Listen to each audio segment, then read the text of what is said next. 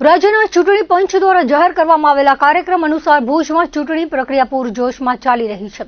ભુજના પ્રાંત અધિકારી અને વોર્ડ નંબર 1 થી 6 ના ચૂંટણી અધિકારી અનિલ જાદવના જણાવ્યા અનુસાર ઉમેદવારી ફોર્મ ભરવાની પ્રક્રિયા હવે તેના અંતિમ તબક્કામાં પહોંચી છે.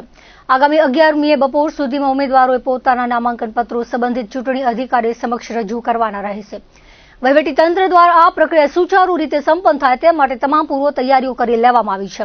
તંત્ર દ્વારા તમામ રાજકીય પક્ષોના પ્રતિનિધિઓ સાથે અગાઉથી જ બેઠક યોજીને તેમને જરૂરી તમામ માર્ગદર્શન પૂરું પાડવામાં આવ્યું છે.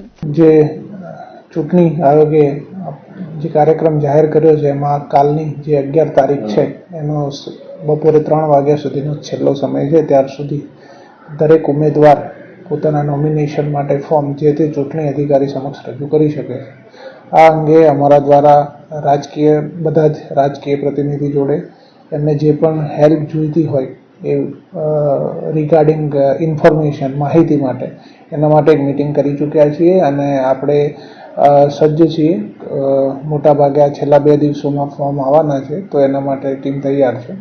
કોઈ પણ તમે ઉમેદવારોને શું અપીલ કરશો કે આપની જે કામગીરી છે તે સરળતાપૂર્વક ઓલરેડી જે પણ ઉમેદવારો અહીંયા કોન્ટેક્ટ કરે છે એમને જે ચૂંટણી અધિકારી તરીકે જે પણ જરૂરી માહિતી ફોર્મ ભરવા માટે હેલ્પફુલ થઈ શકે એના માટે આપણે હેલ્પ ડેસ્ક કરેલું છે અને જે પણ ઉમેદવાર આવે છે એને આપણે પૂરતી માહિતી આપી છે.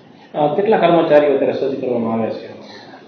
ટોટલ 20 જણની ટીમ છે કે જે વોર્ડ નંબર 1 થી 6 ના ચૂંટણી અધિકારી તરીકે હું છું તો અમારી 20 જણની ટીમ છે જે તૈયાર છે કે કોઈ પણ પ્રકારના ઉમેદવાર માટે કોઈ પણ જરૂરી માહિતી હોય તો એ તાત્કાલિક પહોંચાડી શકે.